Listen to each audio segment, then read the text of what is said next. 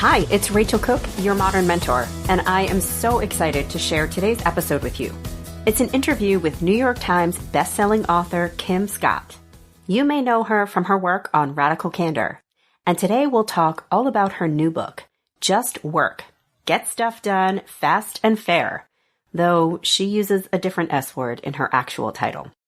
Drawing inspiration from literature, philosophy, behavioral economics, and cutting-edge organizational research, Kim Scott provides a framework that helps us identify the different attitudes and behaviors that combine to create unproductive working environments.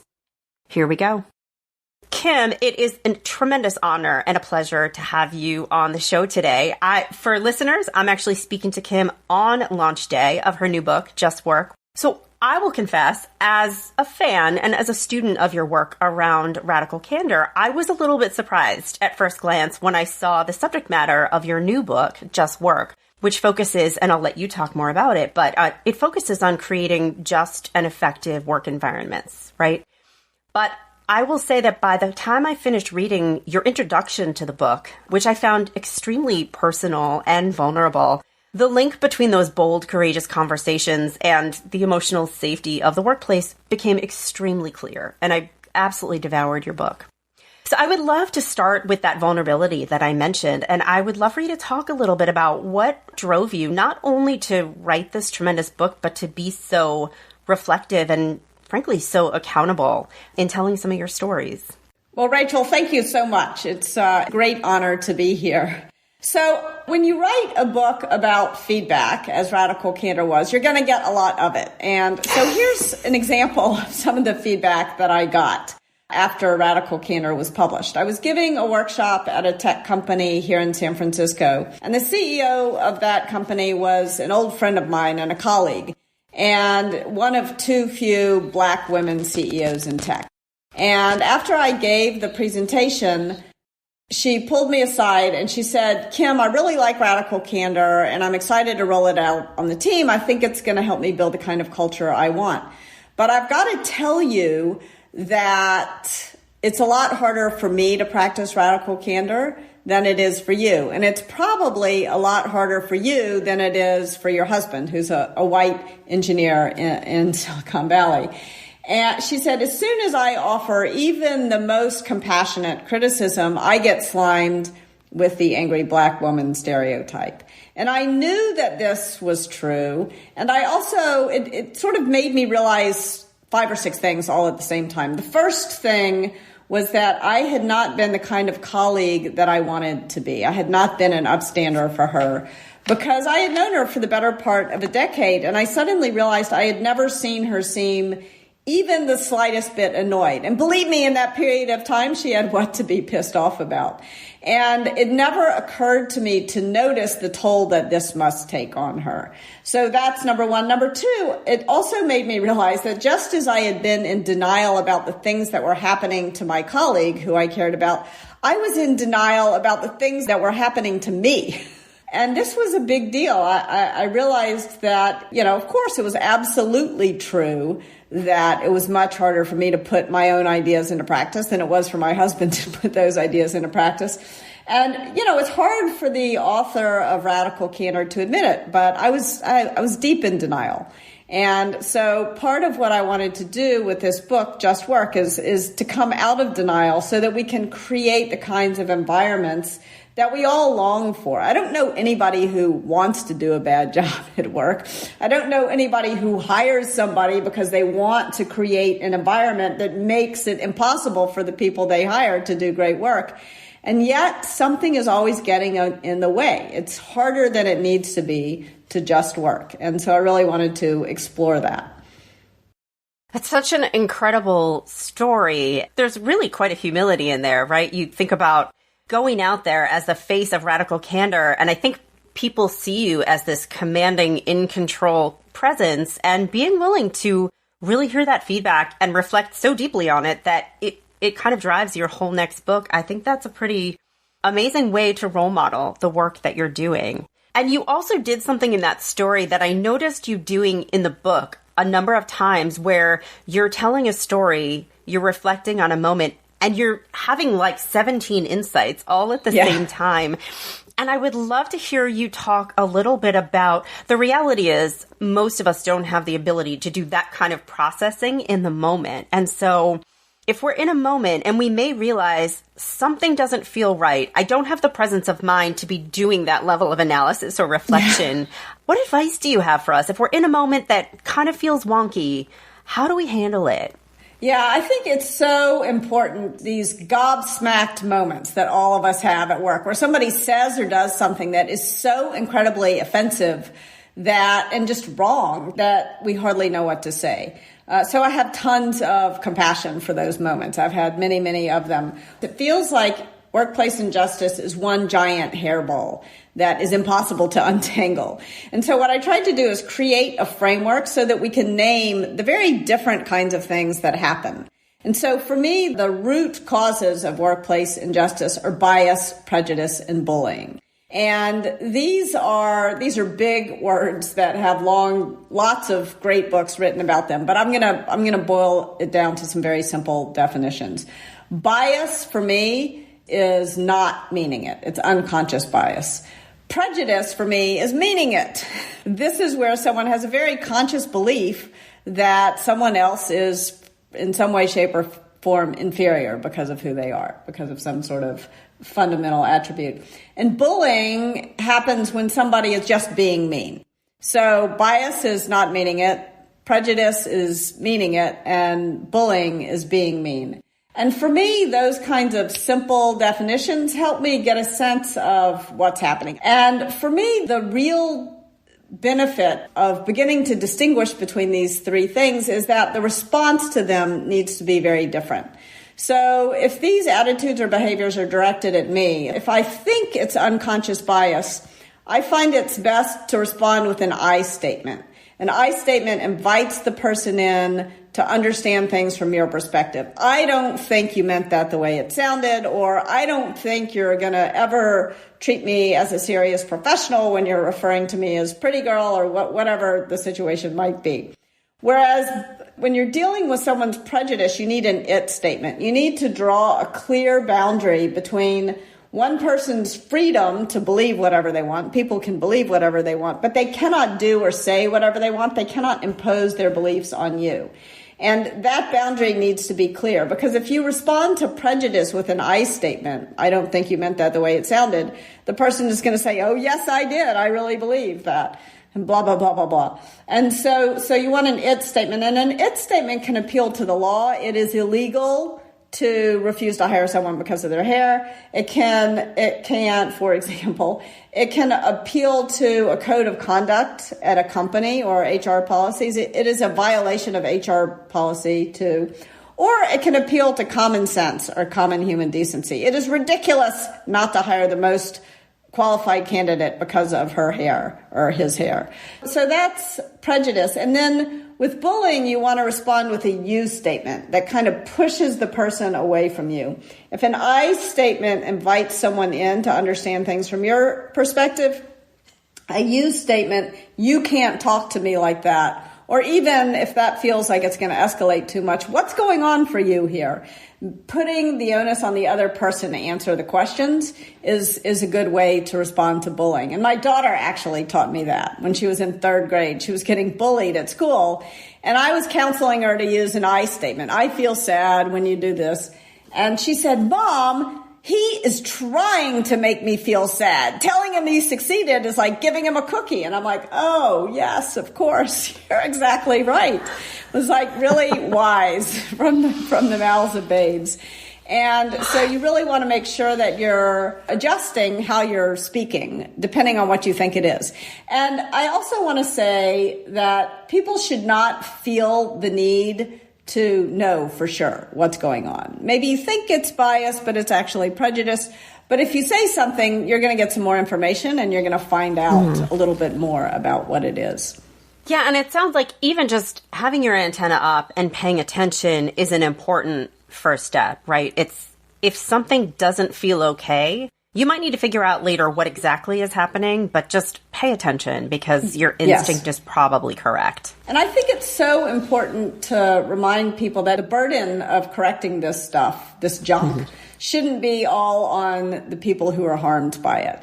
all of us need to be better upstanders. In the story I just told you about my colleague of many years, I had been a bad upstander. I hadn't noticed what was going on, and I hadn't spoken up when I wish I had. One of my favorite stories about bias comes from Aileen Lee, who walked into a meeting. She was working at Kleiner Perkins at the time. She walked into a meeting with two colleagues who were men.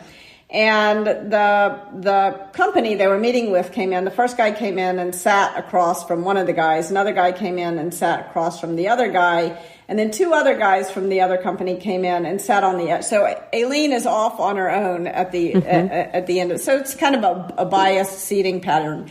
And then, of course, as soon as she starts speaking, everybody's ignoring her. And one of her partners stood up and he said, "I think I should switch seats with Aileen so that you can hear what she has to say." And this was like such a simple intervention, so much easier for him to speak up than it would have been for her. And it was important to him to do that for two reasons. One was that he cared about Aileen, but two, he wanted to win the business. And he knew that it was Aileen's skills that the company they were meeting with needed to hear and learn about. And so I think it's really important to be conscious of what your role is when you're confronting these things. Yeah, we all play a role in any dynamic that we're a part of. When you use the word upstander, is that a synonym for an advocate? Is that a synonym for a doer? How would you define an upstander? Yeah. So an upstander is the opposite of a bystander. A bystander just observes something, and an upstander actually stands up and intervenes. And there's some risk in the term upstander. When I say upstander, I mean standing up to the injustice, not sort of asserting yourself as the stronger person than the person who's harmed. That's great. That's really helpful. Thank you. In Just Work, you talk a little bit about your previous book, Radical Candor, and how part of your mission with that book was to redefine how we think about nice. Right. And sort of challenge our assumption that you either are radically candor or you're nice. And what I took away from that book is it's not one or the other. They absolutely go hand in hand when you understand the concepts. And so I would love for you to talk a little bit in this context about, what does it mean to be nice and feel true to your integrity and be an upstander? How do those kind of overlay with each other? One of the most common excuses that people give for not being an upstander is some version of, oh, they meant well, oh, they're a good person, and so I'm not going to say anything. And the fact of the matter is, if you like this person who just said something that is biased or worse, then you will point out their mistake to them because you care about them, because you know that they are a person who wants to do better. As my son's baseball coach said, you can't do right if you don't know what you're doing wrong. And I think when we're working with people, the vast majority, at least, of people that I've worked with in my career, they want to do the right thing. They really do. We don't always know what the right thing is, and we don't always notice when we're doing something that is harming another person. And the only way, I guess some people can find self-awareness and enlightenment alone in a cave, but I'm not one of those people. I need other people to tell me. And so I think that it is our obligation to each other to point out mistakes that we're making when we're making them so that we can stop making them. Otherwise, we'll keep on making them. That's why silence is complicity. When you observe bias, somebody doing something biased or somebody bullying someone else in a meeting, and you don't do or say anything, then you are reinforcing that behavior, especially bullying. Bullying works unless there are real consequences for it. And this is where leaders, by the way, it's not only upstanders who have a role to play. Leaders need to create real consequences for bullying. They need to articulate a code of conduct so people know where that line is between one person's freedom to believe whatever they want, but it's not okay to do or say whatever you want. And also bias. We need not just unconscious bias training is not going to do it. We need bias interrupters. We need to disrupt bias, and we need to make that expected on the team. to disrupt bias in a meeting. Because I promise you, something biased gets said in every meeting, in every company, every day, every hour of every day. Yeah, and that actually is part of what I wanted to ask you next, because I think that a lot of us probably have the chops to recognize when something really flagrant is happening. But what about whether we want to call them microaggressions or whatever word you choose to use, but when one of these prejudice, bias, bullying is showing up in a really sort of gentle or passive way, if it's not too offensive to associate those words, what do you do if you're thinking, is this a thing? Is this not a thing? One of the things that I recommend is, and that I really want to drive home with this book, is there is a default to silence. And we need to change the default to silence because I think there's a risk of speaking up. And this is another very common reason people give for not speaking up. It's no big deal. It is a big deal. These repetitive stress injury is a big deal. And so if you think about it, sometimes it's like getting your ergonomic situation straightened out so that you don't give yourself and your team repetitive stress injury. And so these microaggressions can take the form of bias, they take the form of bullying, and they take the form of prejudice. There's subtle things that get said or done in meetings, like sitting. Like, was it a federal offense not to sit across the table from Aileen Lee? No, of course it wasn't a federal offense. But it needed to be addressed. It needed to be changed. And so the more we think about the benefit of speaking up, we're very acutely aware of the costs, the risks of speaking up. But the more we can take a moment just to calculate the benefits of speaking up, then I think we'll speak up more often. And again, especially if you're the person harmed, I want to say it's your choice. You get to choose how to respond, or if you respond. But don't default to silence, because when we default to silence every time, we lose our agency over the course of a career. And so I think it's really important to be aware. I'll give you a really simple example. Shortly after I had kids, I was interviewing at a company. And I really liked the company. I really liked the founders. And the interview process was going pretty well. And then at one point, one of the founders, it was a startup, one of the founders explained to me that they do yoga as a company every day at 7 p.m. And I had these little twins that were not quite one. And my mind was just reeling. I thought, oh my gosh, you do yoga at 7, it's over at 8. I'm going to get home at 9. I will never see my babies. And I got to know this guy later, and I am 100% certain, I can say with 100% certainty now, that if I had pointed out to him that he was creating an environment that was impossible for parents, he would have changed the time of the yoga. But I didn't say anything. It was a bias on his, and he did not mean any harm. All I did was remain silent and kind of pull myself out of the interview process, which meant that I was bearing the burden, because it was a great job and a great company. So I wish I had said something to him. Yeah, it's an interesting example. And I'll say that in a broad array of contexts, when I'm coaching or I'm working with an organization, I often advise, unless something is coming across as blatantly bullying or prejudice, 9 times out of 10, assume positive intent with the other person, right? He's not trying to be discriminating against parents. He just doesn't know, and he needs the information pointed out. And sometimes something that feels really uncomfortable, that feels like it's going to be an accusation, for him, that probably would have been an insight. It probably would have really been helpful to him.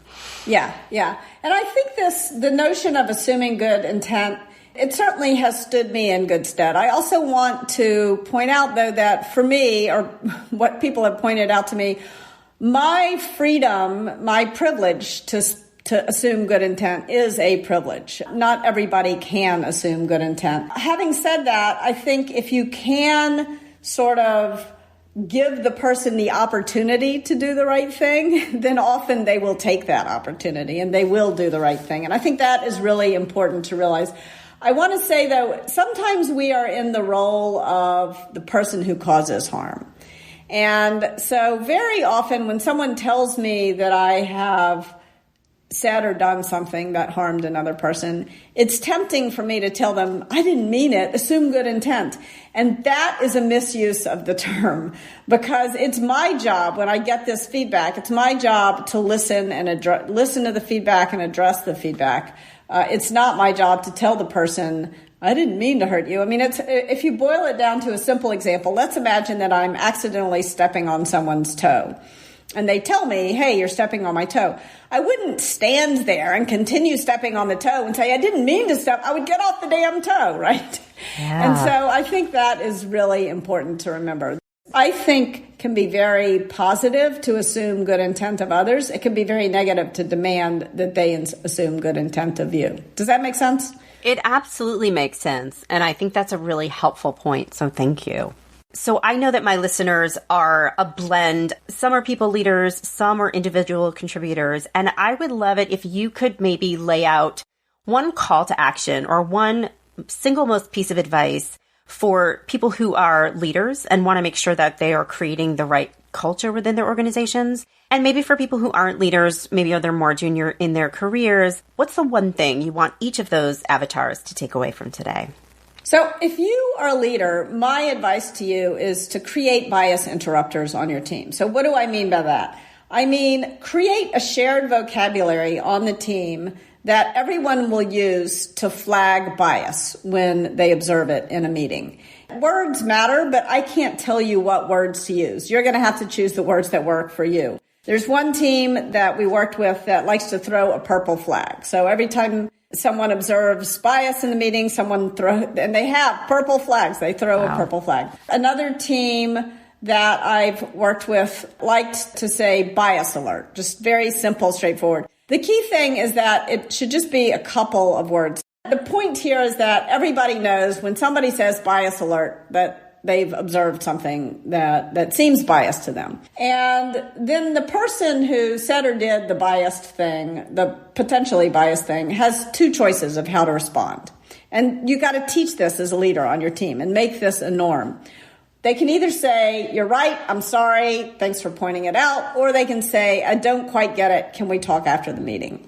And this is really important because if we flag bias in every meeting and then we spend the rest of the meeting explaining why it was bias, we will not get shit done, as the book says. So it needs to be quick, but it needs to happen all the time. Because if we remain silent about bias when we observe it in a meeting, then we are reinforcing it. We are ensuring that it will happen again. But that's one of the things I would love people listening to take away. And then if you are not a leader, what do you do? I really recommend thinking about this I, you, it business. And so what are you going to, do you think it's bias? Do you think it's prejudice? Do you think it's bullying? How are you going to respond? And remember the importance of your role as upstander. And you don't have to say something directly in the meeting if it feels risky to you.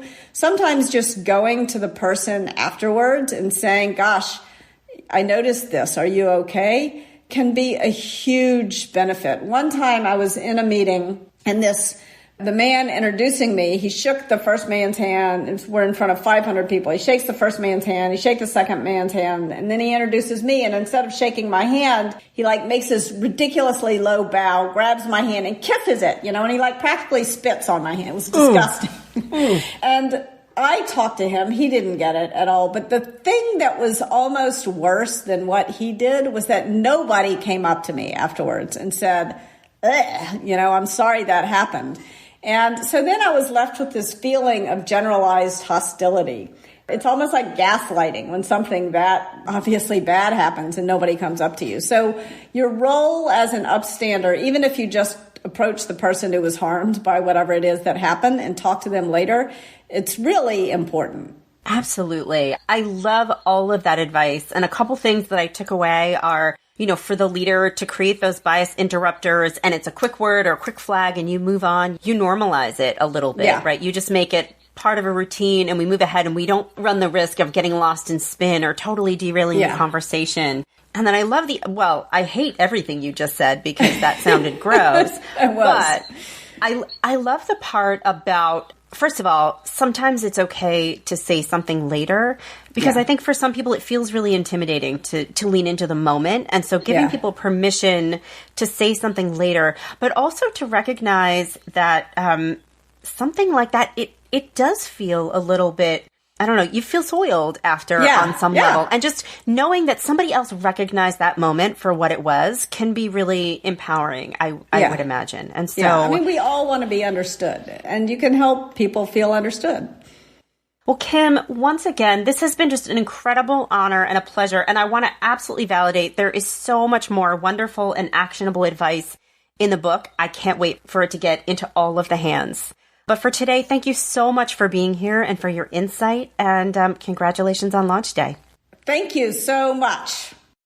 I hope you enjoyed Kim as much as I did. I love the simplicity and, frankly, the radically candid approach she brings to issues of workplace justice.